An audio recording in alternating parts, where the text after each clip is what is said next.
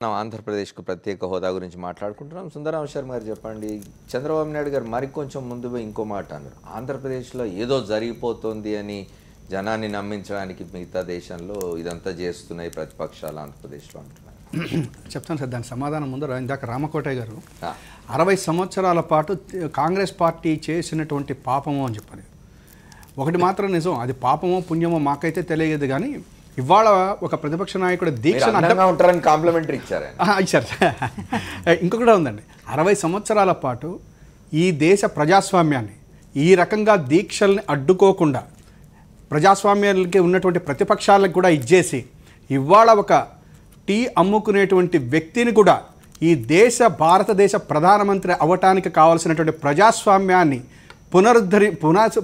పుటెస్టింగ్గా చేసినటువంటి పార్టీ ఏదైనా ఉందంటే అది కాంగ్రెస్ పార్టీ. ఇవాళ మీరు ఏదో జరిగిపోతోంది ఇక్కడ రాష్ట్రంలో కాబట్టి నిరాహార దీక్షలను కూడా నేను ఒక్క నిమిషం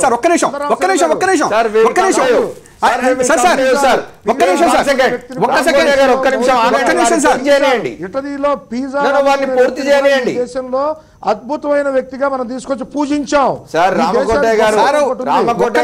అమ్ముకునే వ్యక్తిని తీసుకొచ్చి ఇక్కడ పూజించాం. నేను ఇక్కడ నరేంద్ర మోడీ గారు, సుందరరామ శర్మ గారు, రామకోట గారు ఒక భారతదేశంలో టీ అమ్ముకుంటే తప్పు లేదు.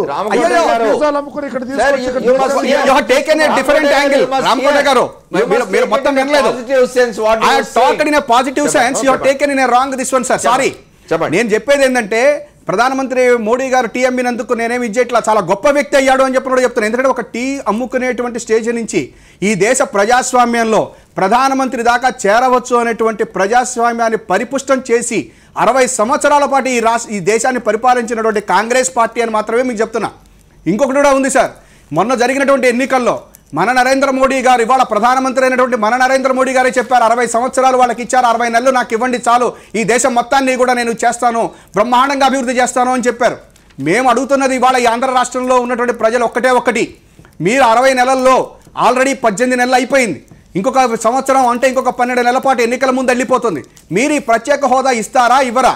మీరు తిరుపతి సభలో, విశాఖపట్నం సభలో నరేంద్ర మోడీ గారు పక్కన ఉన్నటువంటి వెంకయ్య నాయుడు గారు, చంద్రబాబు నాయుడు గారు 5 సంవత్సరాలు కాదు 10 సంవత్సరాలు 15 సంవత్సరాలు కావాలి ప్రత్యేక హోదా అని అడిగినటువంటి వీళ్ళు ఈ రోజున ఈ రాష్ట్రానికి కావాల్సినటువంటి ప్రత్యేక హోదా కోసం ఉద్యోగాలు వస్తాయని చెప్పని ఎంతోమంది యువకులు ఎదురు చూస్తున్నటువంటి సమయంలో ప్రతిపక్షాలన్నీ కూడా ఈ ప్రత్యేక హోదా ఏమిటి అని అడుగుతుంటే తెలుగుదేశం పార్టీ కానీ బీజేపీ కానీ మీరు సూటిగా సమాధానాలు చెప్పకుండా ఎంతసేపటికి ఒకళ్ళు ఒక మాట, పార్లమెంట్లో ఒక మాట, ఇప్పుడు కూడా మీరు చెప్తున్నారు ప్యాకేజీలు ఇస్తాం, బీజేపీ కాంగ్రెస్ మధ్య కొట్లాట వదిలేసి స్పెషల్ స్టేటస్. అదే సార్ నేను చెప్తున్నాను.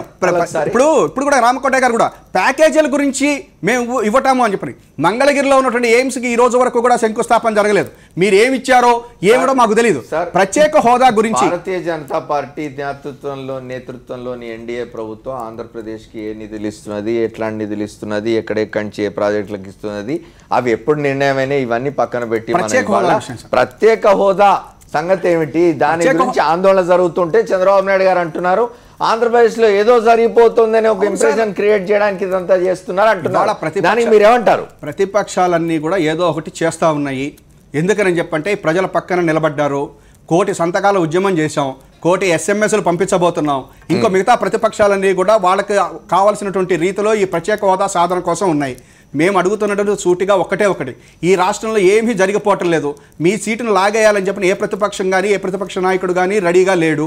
మీరు 2019 వరకు మీ రాజ్యం మీరు చేసుకోండి, కావాల్సింది ఏంటంటే ఈ రాష్ట్ర ప్రజలకు ప్రత్యేక హోదా. దాన్ని మీరు ఎన్డీఏలో ఉన్నటువంటి ఎలియన్స్ అయిన బీజేపీ కానీ లేకపోతే తెలుగుదేశం పార్టీ మీ ఇద్దరు కలిసి ఎప్పుడు ఇస్తారో చెప్పండి. రైట్, పాపారావు గారు ఒకటి చెప్పండి, ఆంధ్రప్రదేశ్లో ఏమీ జరగడం లేదు చంద్రబాబు నాయుడు గారు అంటున్నారు, ఏదో జరిగిపోతుందనే ఇంప్రెషన్ క్రియేట్ చేసేందుకు ప్రతిపక్షం ప్రయత్నిస్తున్నది, అంత సజావుగా ఉంది, సబ్ ఠీకే అంటున్నారు.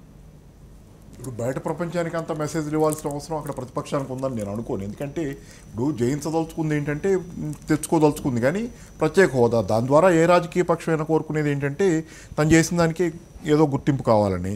ఇప్పుడు అక్కడ జగన్ అంటుంది ఏంటంటే, ఆయన అంటుంది చంద్రబాబు గారిని తీసుకోమనండి, ఆ క్రెడిట్ కూడా నాకు అక్కర్లేదనే మాట, అవసరం లేదనే మాట కూడా హంబుల్గా అన్నారు. అది బాగానే ఉంది. అయితే నేను చెప్పేది ఒకటి, ఇప్పుడు ఇదంతా ఏంటంటే ఇందాక రోడ్డు మీద చేస్తే ఊరుకుంటామా, ఇంట్లో చూస్తే చనిపోతామంటే అనుమతిస్తామా? విచిత్రం ఏంటంటే చనిపోతామంటే అనుమతిస్తాం అనేది ఎంత విచిత్రం అంటే, ఒకటే ఏంటంటే మామూలుగా నేను చిన్నప్పటి నుంచి చూస్తున్న నిరాహార దీక్షలు సహజంగా జరుగుతుంటాయి. ఈ 24 గంటల దీక్షలో 1 డే దీక్షలో వచ్చినాయి. కానీ ఏంటంటే వీటన్నిటికంటే మామూలుగా ప్రభావశీలమైంది సార్ వాటిని డెమోక్రసీలో వాటిని అనుమతించడం కోసమే ఢిల్లీలో జంతర్ మంతర్ అయినా హైదరాబాద్ లో ధర్నా చౌక్ అయినా ఉన్నాయి కదా. అవునవును. దాంతోపాటు ఏంటంటే సీరియస్ ప్రొటెస్ట్ రూపంగా ఈ నిరవధిక నిరాహార దీక్ష అనేది మొదటి నుంచి చాలా మంది చేసింది. అసలు ఈ రాష్ట్రం కాదండి సమైక్య, సరే అప్పుడు ఆయన చనిపోయారు నిజమే, కానీ సమైక్య రాష్ట్రం అప్పుడు ఉన్నప్పుడు ఆ సమైక్య రాష్ట్రం ఎక్కడి నుంచి వచ్చింది? పొట్టి శ్రీరాములు గారు నెల్లూరులో కూర్చొని నిరాహార దీక్ష చేస్తే అది ఆ రోజు చనిపోవడం దురదృష్టం, అది అవన్నీ ఎవరు కాదని చరిత్రలో బాధాకరం. కాకపోతే ఆయన త్యాగం నుంచే వచ్చింది అది.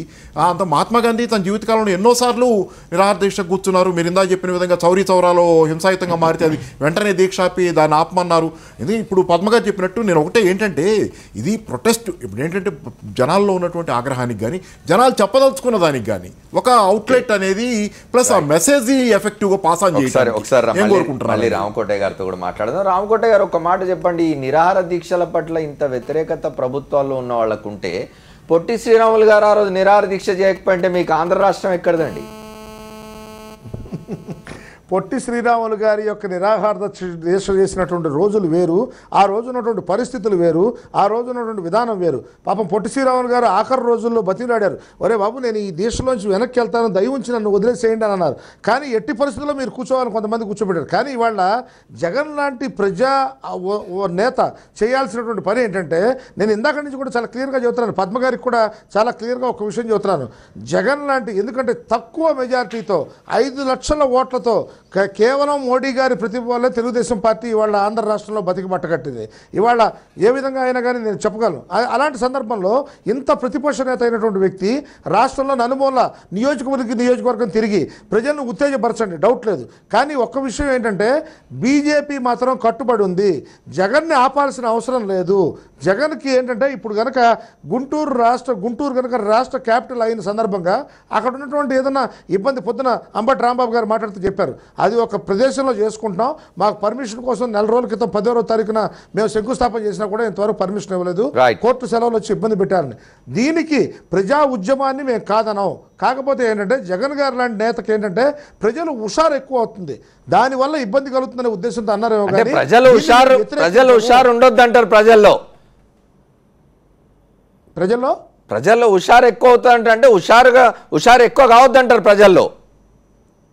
లేదు హుషారు అంటే నేను ఏమంటానంటే, ప్రజలు యువత కనుక ఎప్పుడైతే ఎక్కువ హుషారు ఇదే అయ్యారో ఆ సందర్భంలో ఏమవుతుందంటే, ఇప్పుడు శాంతియుతంగా జరగాల్సిన సందర్భాలు ఇబ్బందికరంగా మారి సార్ ఈ రాష్ట్రంలో ఈ దేశంలో ఇన్ని ఉద్యమాలు జరిగినాయి, ఇన్ని నిరాహార దీక్షలు జరిగినాయి, ఇన్ని ఆందోళనలు జరిగినాయి.